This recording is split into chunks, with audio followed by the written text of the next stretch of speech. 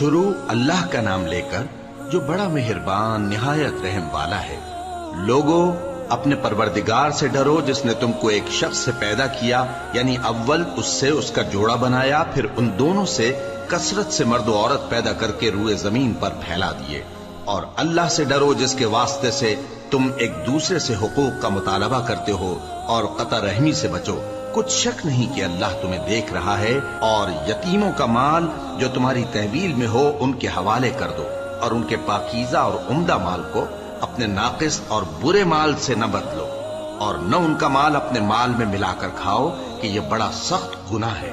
اور اگر تم کو اس بات کا خوف ہو کہ یتیم لڑکیوں کے بارے میں انصاف نہ کر سکو گے تو ان کے سوا جو عورتیں تم کو پسند ہوں، 2 یا 3 یا 4 ان سے نکاح کر لو۔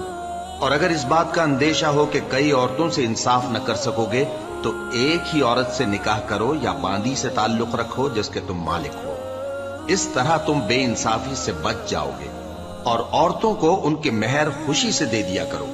ہاں، اگر وہ اپنی خوشی سے اس میں سے کچھ تم کو چھوڑ دیں تو اسے مزے سے کھا لو۔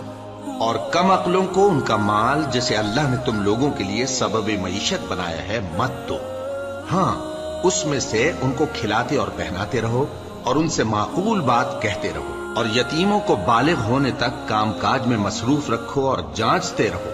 پھر بالغ ہونے پر اگر ان میں عقل کی پختگی دیکھو تو ان کا مال ان کے حوالے کر دو، اور اس خوف سے کہ وہ بڑے ہو جائیں گے، یعنی بڑے ہو کر تم سے اپنا مال واپس لے لیں گے، اس کو فضول خرچی اور جلدی میں نہ اڑا دینا۔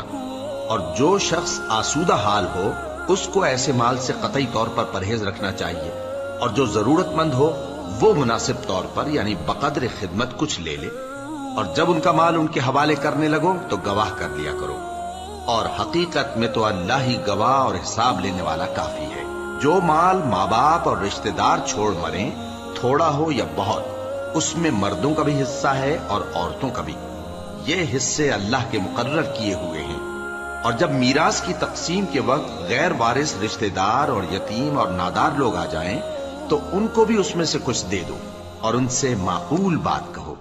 اور ایسے لوگوں کو ڈرنا چاہیے جو ایسی حالت میں ہوں کہ اپنے بعد ننھے بچے چھوڑ جائیں، اور ان کو ان کی نسبت خوف ہو کہ ہمارے مرنے کے بعد ان بیچاروں کا کیا ہوگا۔